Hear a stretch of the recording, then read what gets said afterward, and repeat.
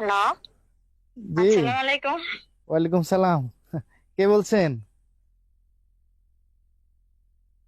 আমি আপনার আপনার আপনি যে আপনার মাকে নিয়ে আমি দেখতে আসছিলেন না, আমি ওই মেয়েটাই। ও আচ্ছা আচ্ছা। নাম্বার কিভাবে পাইছেন? আপনার বোন থেকে নিছি। আপনার বুদ্ধি আছে, বুদ্ধিমতী। যাক, ভালো লাগলো ফোন দিচ্ছেন। কেমন আছেন আপনি? এই তো ভালো, আপনি কেমন আছেন? আছি আছি, আলহামদুলিল্লাহ ভালো আছি। আচ্ছা, আপনাকে একটা প্রশ্ন করতাম। হ্যাঁ হ্যাঁ, 100 বার 100 বার করেন।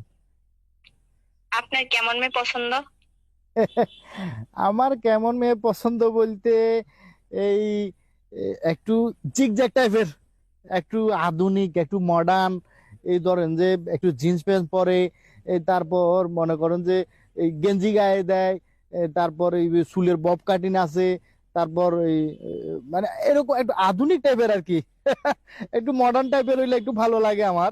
আপনি একদম পারফেক্ট জায়গায় আসছেন। আপনি যেরকম মেয়ে চাইতেছেন আমি ওরকম মেয়ে। গ্রামে থাকলে কি হবে, আমি শহরের মেয়েদের মধ্যে চলাফেরা করি। আর আমার টিকটকে 1 মিলিয়ন ফলোয়ার্স আছে। 1 মিলিয়ন? হ্যাঁ, 1 মিলিয়ন। আচ্ছা আচ্ছা। আমি তো জিন্স প্যান্ট পরা ছাড়া কোথাও যাই না।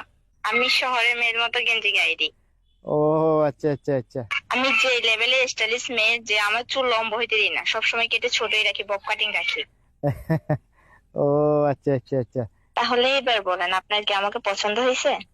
আরে বোন, আপনি জীবনে কোনোদিন শুনছিলেন নে যে কোনো ছেলে, কোনো পুরুষ, কোনো পাত্র বিয়ে করার লা বলি, এই যে সংসার করবে লা বলি, নিজে সারা জীবন কাটা দিবে লা বলি, হ্যাঁ, এই যে ডিজে মার্কা মাইয়া বিয়ে করব, স্টাইলিশ মাইয়া বিয়ে করব, আধুনিক মাইয়া বিয়ে করব, জিন্স প্যান্ট পরা মাইয়া, গেঞ্জি গায়ে দেওয়া মাইয়া, এই যে চুলের বব কাটিং মার্কা মাইয়া বিয়ে করব, হ্যাঁ, এই মাইয়া যদি বিয়ে করি আর সংসার থাকবে না, আমার জীবন তো তেনা তেনা হয়ে যাবে।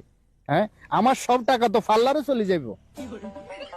আমি সুন্দর করে কৌশলে যদি না বলতাম, আপনি এই সত্যটা বলতেন না, এটা বাইরে তুই না।